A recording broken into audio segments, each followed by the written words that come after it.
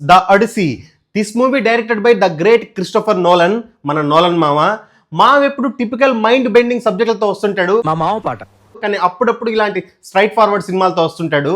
కానీ ఈ సినిమా అర్థం అవ్వాలంటే ట్రాయ్ మూవీ అన్న చూసి ఉండాలి, లేదా ట్రోజన్ వార్ లో ఉన్న క్యారెక్టర్స్ అన్న మనకు తెలిసి ఉండాలి. అండ్ ఈ వీడియో చూసే వాళ్ళు please subscribe Bombay talkies, like, share and comment ఆఫన్. అండ్ ఈ మూవీని ట్రూ ఐమాక్స్ ఫార్మాట్ లో పిక్చరైజ్ చేశారు. అంటే 1.43:1 ఫార్మాట్ లో పిక్చరైజ్ చేశారు.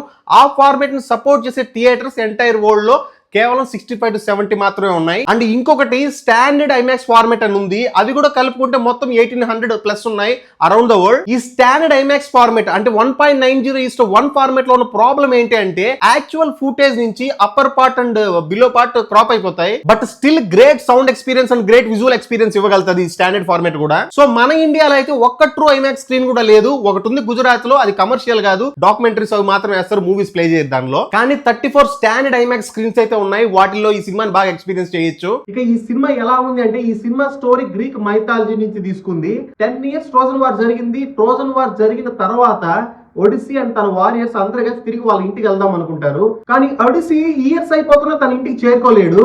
సో మన హీరో ఎందుకు ఇంటికి చేరుకోలేదు, ఆయన జర్నీలో ఎలాంటి అడ్వెంచర్స్ ని ఎక్స్పీరియన్స్ చేశాడు, ఫైనల్ గా చేరుకున్నాడా లేదా, అసలు బతికే ఉన్నాడా లేదా, ఇలాంటి పాయింట్స్ మీద స్టోరీ నడుస్తుంది.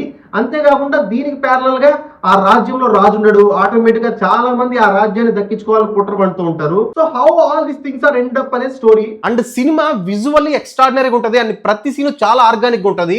అండ్ సౌండ్స్ ఎంత బాగా ప్రజెంట్ చేశారంటే సినిమాలో ఉన్న ప్రతి సౌండ్ డీటెయిలింగ్ గా ఎక్స్పీరియన్స్ చేస్తాం. ఈవెన్ బోట్ పైన తెరచాప సౌండ్ కూడా చాలా రియలిస్టిక్ గా ఒక మంచి ఎక్స్పీరియన్స్ ఇచ్చేలా ఉంటది సౌండ్స్ అంతా. సినిమా మేకింగ్ వైజ్ గానీ టెక్నికల్లీ గానీ చాలా ఎక్స్ట్రాడినరీగా ఉంటది. Technically you can witness the extraordinary experience, but the problem is with the screenplay and storytelling. First 1 hour 30 minutes బానే ఉంటది, కానీ పోను అదే ఫ్లాట్ నేరేషన్, అదే స్లో స్క్రీన్ ప్లే ఒకనొక పాయింట్ లో మనకు బోర్ కొట్టేస్తుంది అనమాట.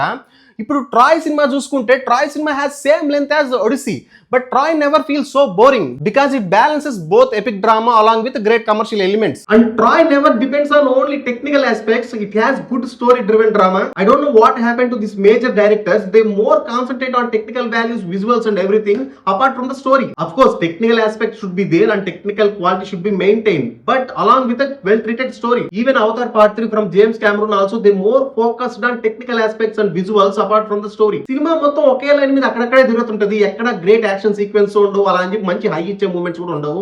సినిమా అంతా చూసాక ఏదో ఉందిలే అని సర్దుకుపోతాం అంతే. అండ్ టామ్ హాలండ్ క్యారెక్టర్ కూడా, టామ్ హాలండ్ సినిమాలో ఉన్నాడని కానీ ఆటోమేటిక్ గా ఆ క్యారెక్టర్ మీద కొన్ని ఎక్స్పెక్టేషన్స్ అయితే పెట్టుకుంటాం, but his character doesn't have any scope, ఏదో ఒక సైడ్ క్యారెక్టర్ లాగా ఉంటాడు సినిమా అంతా.